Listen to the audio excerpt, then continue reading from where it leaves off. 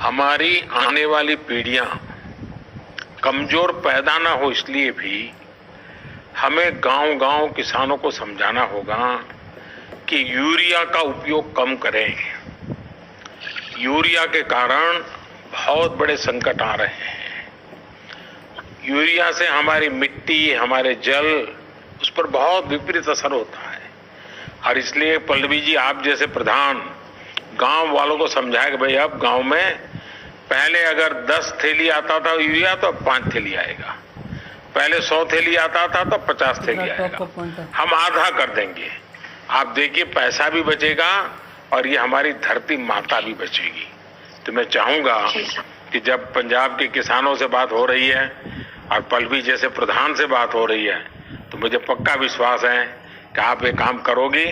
और मेरी तरफ से आपको बहुत बधाई, बहुत शुभकामनाएं।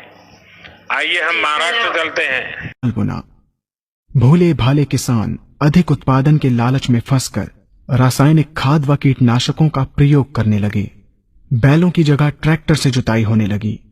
शुरुआत में कम रासायनिक खादों के प्रयोग से अधिक उत्पादन हुआ। धीरे धीरे रासायनिक खादों के प्रयोग के कारण भूमि की उर्वरा शक्ति क्षीण होने लगी, जिसकी वजह से उत्पादन घटने लगा तथा फसलें कमजोर होने लगी। फसलों के कमजोर होने के कारण उनमें रोग व कीट लगने लगे। रोग व कीटों से फसल की सुरक्षा के लिए और अधिक कीटनाशकों का प्रयोग होने लगा। एक तरफ ज्यादा उत्पादन के लिए अधिक रासायनिक खादों का प्रयोग होने लगा, वहीं दूसरी तरफ फसलों को रोग व कीटों से बचाने के लिए अधिक विषाक्त कीटनाशकों का प्रयोग बढ़ गया, जिसके कारण उत्पादन लागत बढ़ी और किसान को लाभ कम होने लगा, बल्कि छोटे किसान कर्ज में डूबने लगे। धीरे धीरे भूमि की उर्वरा शक्ति क्षीण होने से भूमि बंजर होने लगी।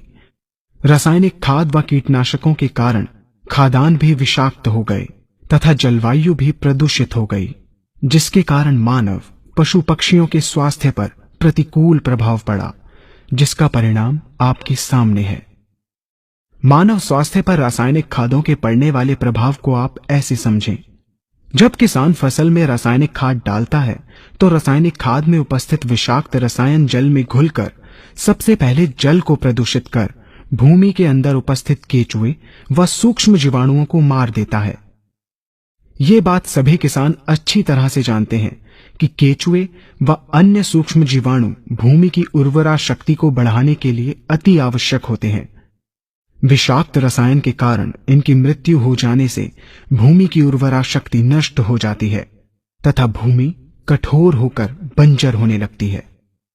रासायनिक खादों के विषाक्त रसायन पानी के माध्यम से अन्य खनिजों के साथ फसल के अंदर पहुंचकर फसलों को विषाक्त बना देते हैं। बाद में जब खाद्यान्न के रूप में मनुष्य या अन्य पशु इन्हें खाते हैं तो ये विषाक्त रसायन मानव स्वास्थ्य पर बहुत ही बुरा प्रभाव डालते हैं तथा मनुष्य के अंदर तरह तरह के रोग उत्पन्न करते हैं। जब हम जैविक खाद का प्रयोग भूमि पर करते हैं तो जैविक खाद पानी में मिलकर पानी को प्रदूषित नहीं करती। जैविक खाद भूमि के अंदर उपस्थित उर्वरा शक्ति को बढ़ाने वाले जीवाणु तथा केचुओं की संख्या को तीव्रता से बढ़ाती है, जिससे भूमि की उर्वरा शक्ति बढ़ती है तथा भूमि छिद्र युक्त एवं भुरभुरी हो जाती है, जिससे वायु और प्रकाश भूमि के अंदर गहराई तक प्रवेश करते हैं, जिसके कारण भूमि में तापमान एवं आर्द्रता का संतुलन बना रहता है और फसलें मजबूत होती हैं। जैविक खाद में विद्यमान तत्व खाद्यान्न के माध्यम से मानव व पशु पक्षियों के शरीर में पहुंचकर स्वास्थ्य लाभ पहुंचाते हैं। जैविक खादों के प्रयोग से फसलें अच्छी और मजबूत होती हैं, जिसके कारण उन पर रोगों एवं कीटों का ज्यादा प्रभाव नहीं पड़ता।